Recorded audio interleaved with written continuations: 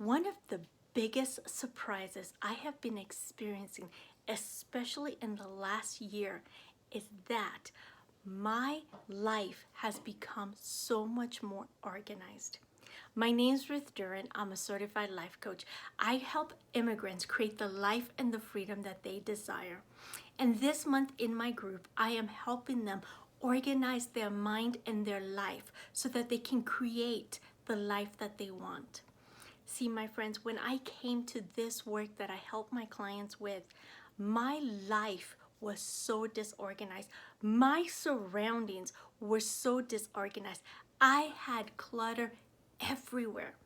And as I have been doing this work and actually organizing my brain and really going through my brain and deciding what thoughts are serving me, what thoughts are not serving me, what thoughts do I want to keep, what thoughts do I want to get rid of, what new thoughts do I want to incorporate in my life, the strategic byproduct is that my home, my life, my finances, everything else around me have become naturally more organized. And as I look back at how far my life has come, I didn't on purpose decide to get all the other things organized. They just became organized. So my mentor teaches that our brain is just like a home. We have rooms in our brain that's filled with judgment, that's filled with the past stories, that's filled with thoughts from that other people gave us, well-meaning adults that gave us, that are filled with some positive, some negative, some planning, some not intentional, some intentional, and so much like positive self-talk, negative self-talk, gratitude, appreciation, hatred. Just all these different rooms are like what our thoughts are. We have all these different categories of thoughts. But once we decide to open up one room, sometimes what happens is we turn on the lights in that room and then we see the disorganization in there. And our natural instinct is to turn off the lights and walk away. But when we are courageous and strong enough to turn on the lights, keep them on, and decide that we're going to go through them. Which ones are serving us? Which ones are not? Which ones do we want to keep? Which ones do we not? Which ones do we want to literally give away to somebody else? Give back to the people who gave them to us. And then we can decide which ones do we want to add? How do we want to show up in our life? Who do we want to become? And then we go to work for it and put the stuff that serves us back. Then we can create the life that we want. So this month in my group, I have been helping the women in my group really organize their mind, but I have been doing it not only with my mind, but also with my surroundings. I took out everything out of my closet. I cleaned out the closet. Every single piece of the closet got cleaned. And then I decided, what was I going to put back? What was I going to keep? What was going to serve me? And then I decided, for example, maybe those golden shoes that I bought that I thought I was going to wear because they felt good and I enjoyed them, but I've never worn them. Maybe those shoes need to go.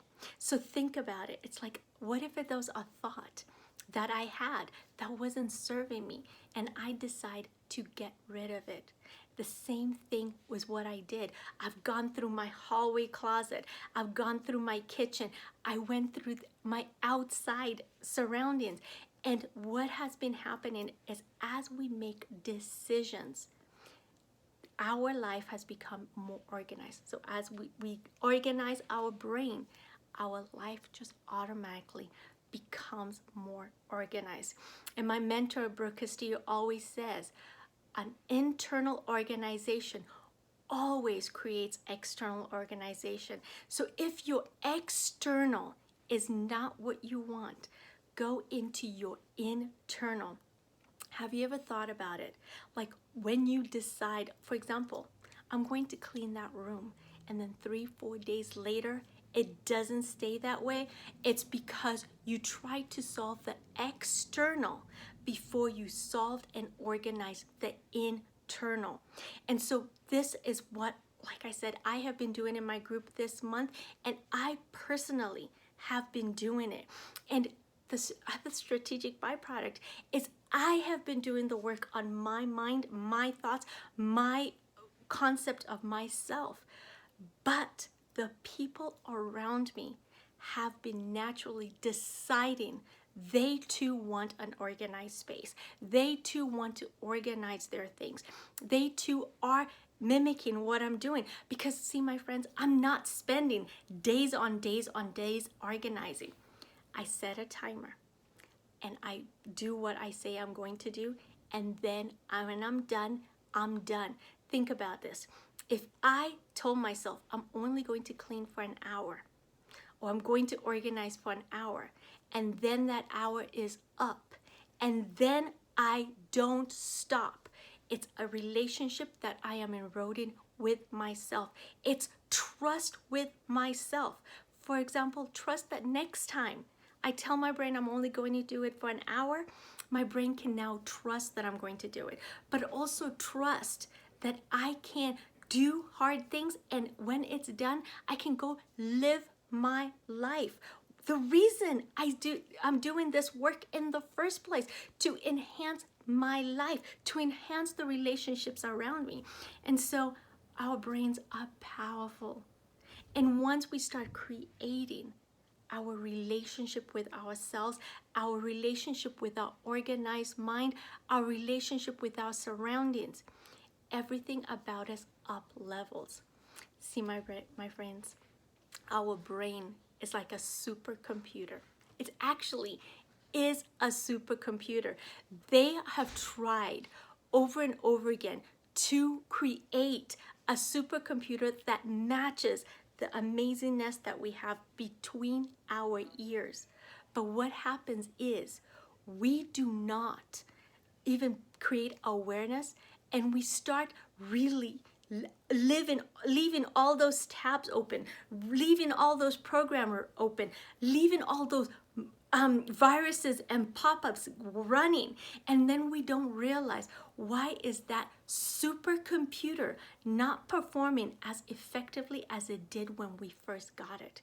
So think about it. Our brain is a supercomputer, and when we do the same thing with our precious brain, it starts slowing down.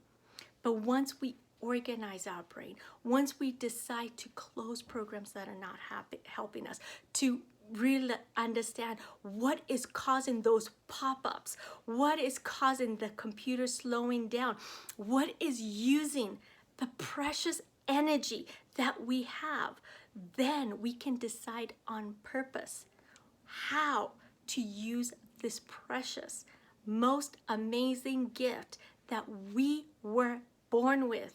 Use it at its highest capacity, not only to create our life, not only to create the life and the surroundings that we want, the relationships we can have, the income that we can have, the experiences that we can have, the amazingness that we can have. My friends, so this month, like I have shared, I personally have been going through almost every room in my house. I still have a couple of rooms that I need to work on. I have been taking everything out, looking at it, cleaning out the corners and everything, and then deciding, what am I going to keep? What am I going to get rid of? What am I going to give away? What do I need to add back into my closet? What do I need to add back? So for example, Tupperwares without lids, got to go. But I still need very good storage for my food when I meal prep. And so I need great Tupperwares with lids. This gives me so much more freedom to create the life and the freedom that I desire. So if you'd like to join and do this work, join my group, Immigrants Creating the Life and the Freedom That They Desire, where this month we're organizing our minds and our life to create the life that we know is possible. So my friends, thank you so much for joining me on this Pearls of Wisdom. If you would like to take this work deeper, join my group. Have a very blessed week, and I will see you next week. Bye-bye.